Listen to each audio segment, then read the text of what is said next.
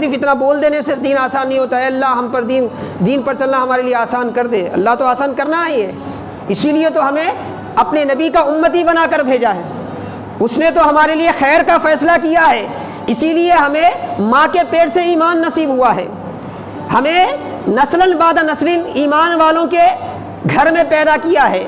ہمیں بچپن ہی سے کیا ہے قرآن سے وابستہ کیا ہے. یہ اللہ کے فضل ہی کا تو اعلان ہے, یہ اللہ کے کرم ہی کا تو اعلان ہے. لیکن اب ہماری ذمہ داری یہ ہے کہ اللہ نے ہمارے لیے جو خیر کا فیصلہ فرمایا, ہمارے لیے جو فضل کا فیصلہ فرمایا, اس فیصلے کے ساتھ ہمیں تا دم آخر قائم رہے, ٹھہرے رہیں. اس کے لیے کچھ محنتیں ہمیں بھی کرنی پڑتی ہیں, کچھ محنتیں ہمیں بھی کرنی پڑتی ہے. اسباب کی دنیا میں اسباب تو استعمال کرنے ہی پڑتے ہیں. بات آ گئی تو میں آپ کے سامنے عرض کروں. آقا علیہ السلام کی حیات مبارکہ کا ایک گوشہ امام بخاری روایت کرتے ہیں. حضرت جابر رضی اللہ تعالیٰ عنہ مشہور راوی صحابی ہیں, مدینے کے انصار صحابہ میں آپ کا شمار ہوتا تھا. حضرت جابر رضی اللہ تعالیٰ عنہ, ان کے والد کا انتقال ہو گیا. عبداللہ تھا ان کا نام, جابر بن عبداللہ. عبداللہ ان کے والد کا نام تھا. جنگ احد میں آپ شہید ہوئے, اور ان کی جو فضیلت آقا نے بیان فرمائی, بڑی فضیلت بیان فرمائی. تو حضرت جابر کے والد کا انتقال ہوا حضرت عبداللہ کا. آپ مدینے میں رہتے تھے. مدینے میں صرف مسلمان ہی نہیں رہتے تھے, وہاں دیگر مذاہب کے ماننے والے بھی رہتے تھے. ان میں یہودی بھی تھے, اور یہودیوں کی دولت بھی تھی, وہ صاحب ثروت بھی تھے. تو حضرت عبداللہ ایک یہودی سے کچھ وسق ایک پیمانہ ہے, 19 یا 20 وسق ان سے کیا ہے کھجور لیے تھے. کھجور لیے تھے, کیونکہ کھجور جیسے ہمارے لیے چاول ہے, ہمارے لیے جوار ہے, اس کے بغیر ہمارا کھانا پانی نہیں چل سکتا, کیونکہ ہم کمپلسری چاول کھائے بغیر نہیں رہ سکتے, روٹی کھائے بغیر نہیں رہ سکتے نا. ویسا اہل عرب کے لیے کچھ ہو یا نہ ہو, اونٹ کا دودھ اور کھجور ہے تو ان کا کام چل جاتا ہے. تو کھجور ایک عام غذا ہے آج تک بھی. کھجور جو ہے نا اہل عرب کی عام غذا ہے. تو کھجور لے لیے تھے وہ. اب وہ یہودی کیا ہے اصرار کرنے لگا, انتقال ہو گیا تھا. حضرت جابر کو بار بار تقاضا کرنے لگا. تو حضرت جابر نے فرمایا بھائی مہلت دو, میں تھوڑا تھوڑا کر کے کیا ہے وہ جو میرے والد کا قرض ہے میں ادا کر دوں گا. لیکن وہ تیار نہیں ہو.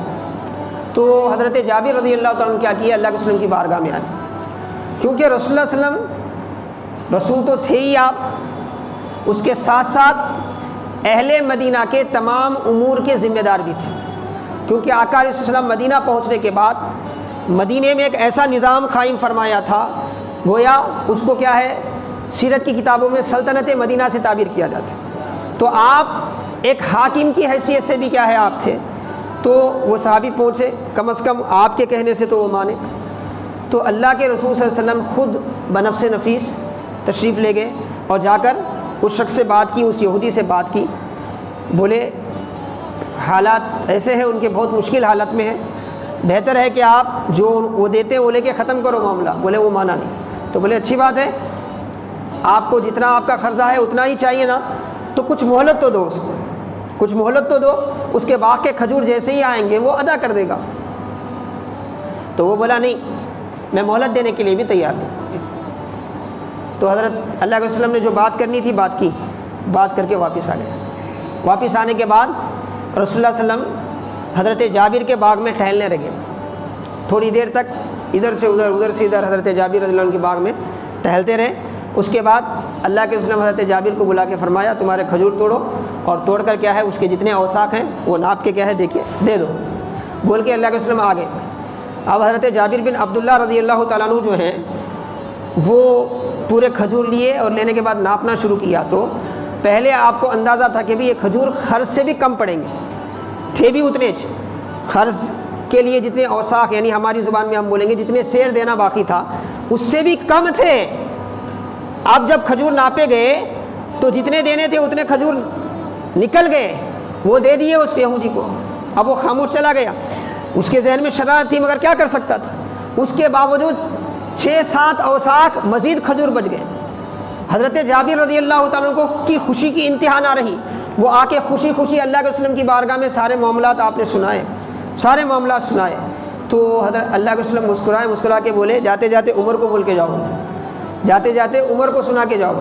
حضرت عمر کو بولے تو حضرت عمر مسکرا کے بولے جب رسول اللہ صلی اللہ علیہ وسلم باغ میں ٹہل رہے تھے مجھے اسی وقت یقین ہو گیا تھا کہ اللہ اس باغ کے کھجور میں برکت عطا فرمائے، اللہ اس باغ کے کھجور میں برکت عطا فرمائے گا۔ تو اس میں جہاں صحابہ کی محبتیں، وابستگیاں اور پیارے آقا علیہ السلام کی اللہ کی بارگاہ میں کیا مقام ہے وہ سمجھ میں آتا ہے، وہیں یہ بھی تعلیم ہمیں ملتی ہے کہ اسباب کی دنیا میں اسباب اختیار کرنا پڑتا ہے۔